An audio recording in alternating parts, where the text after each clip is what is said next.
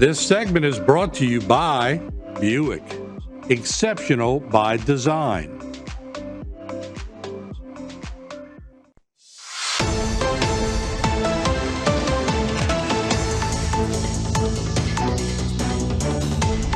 Hello and welcome back to this edition of Bayou Time. Again, your host, Keith Weissite, licensed clinical social worker with Terrebonne Home Care. Very glad you're joining us. However you may be joining us, we appreciate it. You know, whenever we're about to come into session, we want to find out what's going on with some of our local politicians. We love to check in with our state representative, Joseph Orgeron. Joe, thanks for joining us today.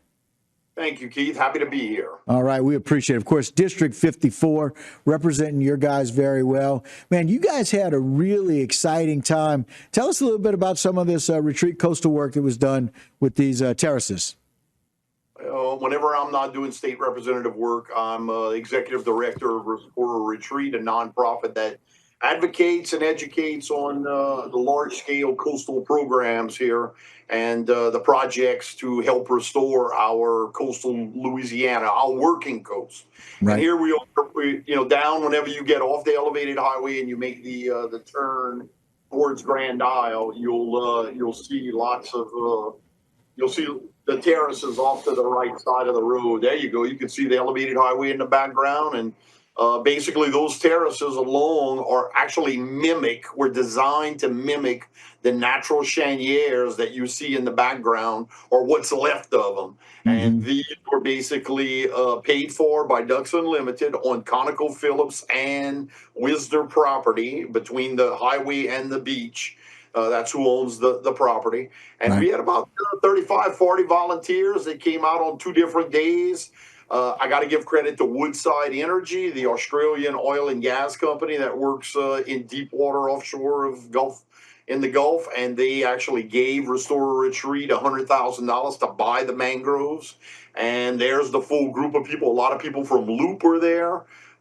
And basically I don't know how many we planted, 7,000 plus mangroves and swamp grass on these terraces, on the edges of these terraces, just like that.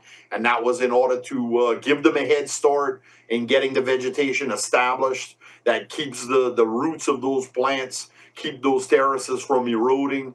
And the longer that they could stay there, the more they could protect that highway, that only link we have to Grand Isle, our only inhabited barrier island here in Louisiana. So it's important that for storm surge purposes that we put as much resiliency for that highway as we can.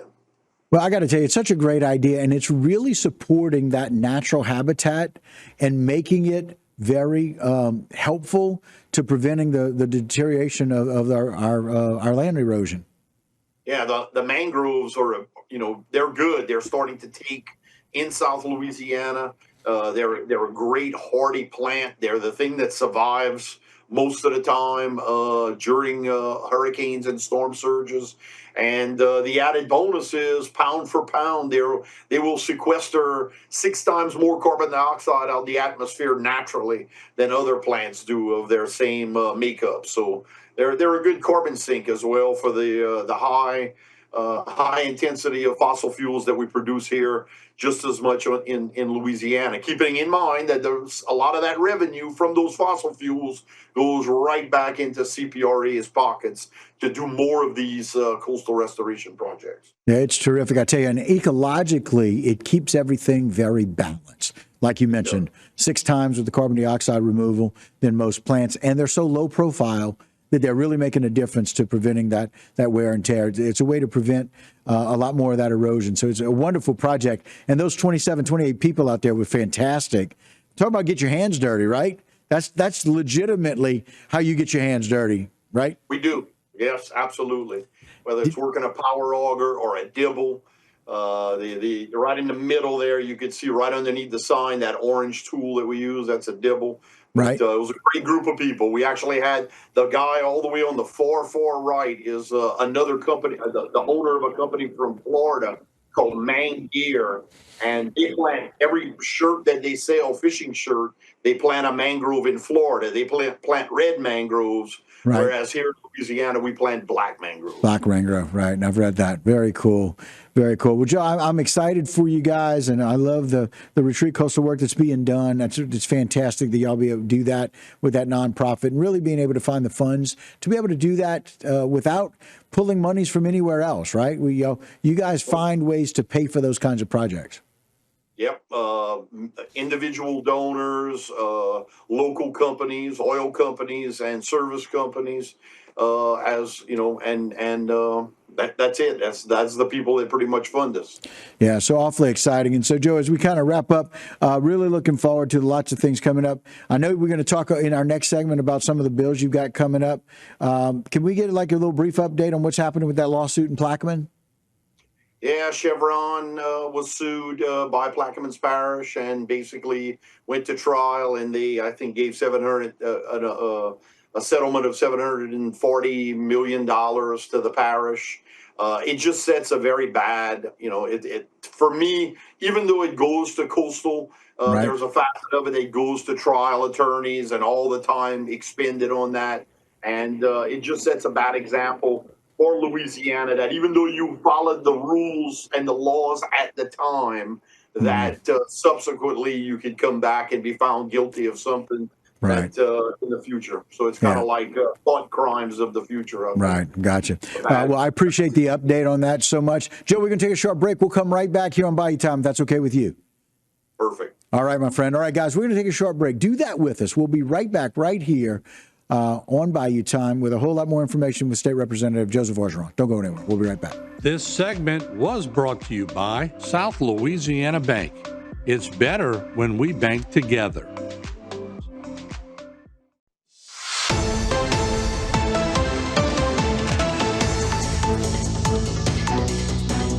Hello and welcome back to this edition of Bayou Time. Again, your host, Keith Weissite, licensed clinical social worker with Terrebonne Home Care.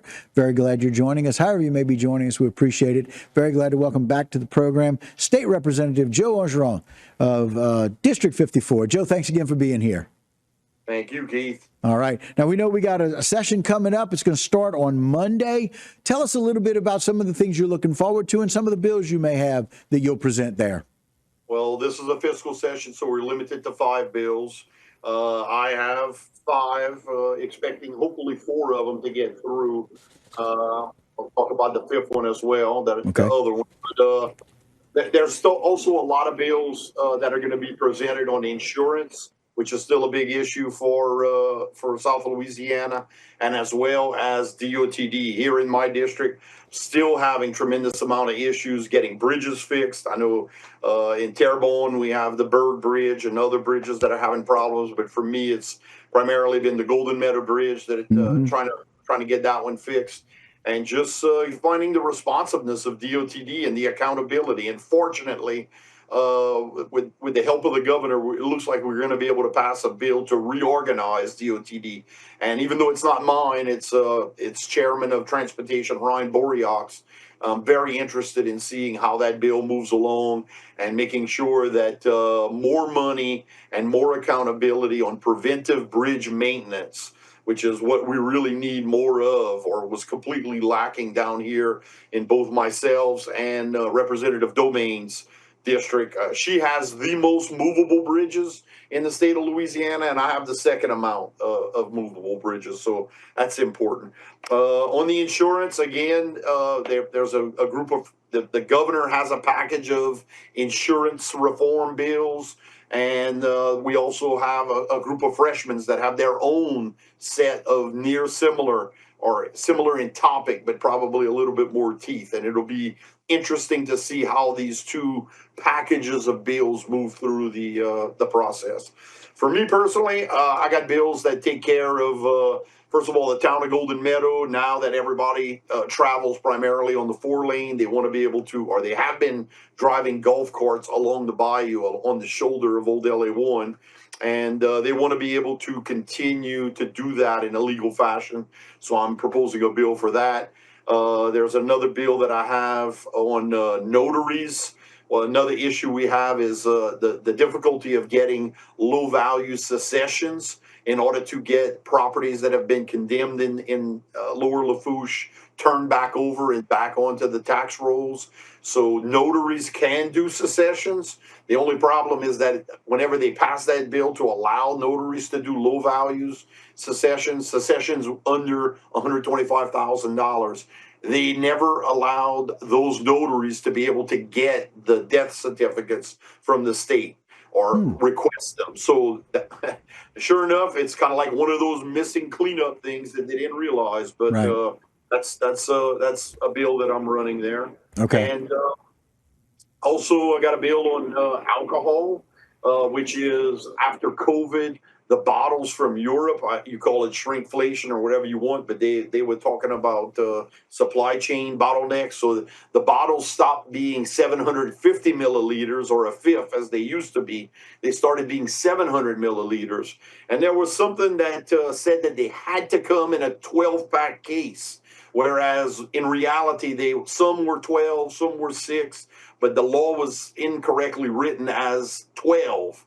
So now I'm changing it to say not to exceed 12, which makes it available. Just a catch, but trust me, the people whose jobs depend on importing distilled spirits from Europe, they recognize it. And I have a friend that basically, as soon as I brought it up, the entire wholesale community of alcohol said, yes, we need this done. So I'm running that bill. Right. And lastly, the one that I'm not pretty sure it'll go for is a bull red tag system like what Texas has, which is a way to basically, we've recently changed it so that four redfish between 18 and 27 inches with none over 27.